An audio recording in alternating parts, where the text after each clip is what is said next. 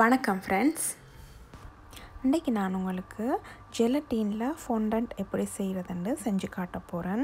இதுக்கு முன்னால் நான் மார்ஷ்மெலோ ஃபொண்டன்ட் செஞ்சு காட்டினேன்.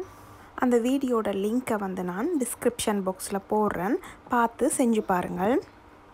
முதலாவது நான் ஒரு கரண்டி ஜெலட்டினுக்கு 4 கரண்டி நார்மல் பச்சை தண்ணி போட்டுக்கொள்கிறேன். ஜெலட்டின் கட்டிகள் எதுவும் வராமல் நான் இதை கொஞ்சம் கரண்டியால் கரைக்க போகிறேன். இப்படி கரைச்சிட்டு நான் இதை டபுள் பாயில் பண்ண போகிறேன்.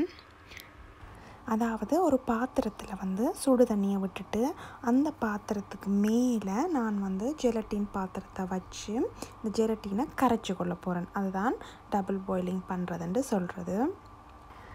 ஜெலட்டின் துகள்கள் ஒன்றும் இல்லாமல் எல்லாம் நல்லா கரைஞ்சா பிறகு நான் அதை வடிகட்டி எடுக்க போகிறேன். இதை நாங்கள் வடிகட்டினால்தான் இதுக்குள்ளே இருக்கிற ஜெலட்டின் கட்டிகள் இல்லாட்டி துகள்கள் ஏதாவது இருந்துச்சுதென்றால் அது வடிகட்டப்பட்டு ஒழுங்கான ஒரு ஃபொண்டன் செய்யக்கூடிய மாதிரி ஜெலட்டின் எங்களுக்கு கிடைக்கும்.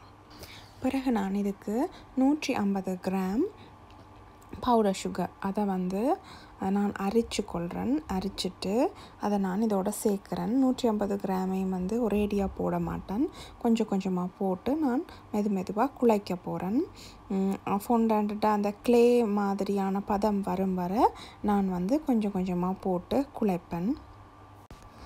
குழைக்கும் போது திக்னஸ் கூடிட்டுதென்றால், அதாவது பவுடர் சுகர் கூடி திக்னஸ் கூடிட்டுதென்றால் கொஞ்சமாக தண்ணி சேர்த்து திரும்பவும் அதை நல்லா குழைச்சி சரியான பதத்துக்கு எடுத்துக்கொள்ளலாம்.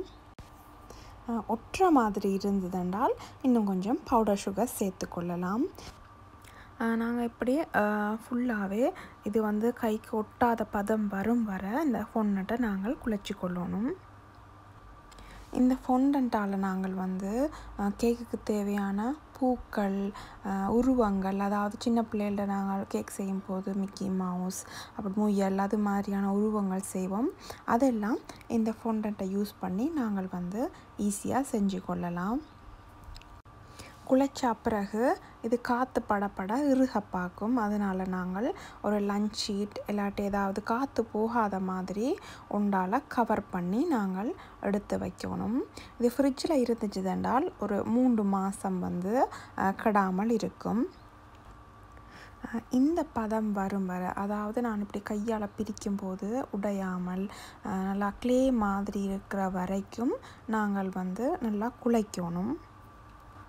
நாங்கள் ஃபொண்டன்ட்டை ஒயிட் கலராகவும் யூஸ் பண்ணலாம், இல்லாட்டி நாங்கள் கலர் யூஸ் பண்ணலாம். கலர் யூஸ் பண்ணுறேன்டால் ஜெல் கலர் யூஸ் பண்ணுங்கள். நீங்கள் தண்ணி மாதிரி இருக்கிற கலர்கள் ஏதாவது யூஸ் பண்ணிங்கன்றால் இதில் பதம் பிழைச்சிரும். இதுக்கண்டே ஜெல் கலர்ஸ் மார்க்கெட்டில் இருக்குது, அதை யூஸ் பண்ணி நீங்கள் கலர் பண்ணி கொள்ளலாம். ஃபொண்டன்ட்டுக்கு யூஸ் பண்ணுற ஜெல் கலர் நான் இறுதியில் காட்டுறேன். இந்த வீடியோ உங்களுக்கு பிரயோசனமாக இருந்திருக்குமென்னு நினைக்கிறேன். பிரயோசனமாக இருந்திருந்தால் லைக் பண்ணிவிட்டு ஷேர் பண்ணிவிட்டு சப்ஸ்கிரைப் பண்ணுங்கள். வணக்கம்.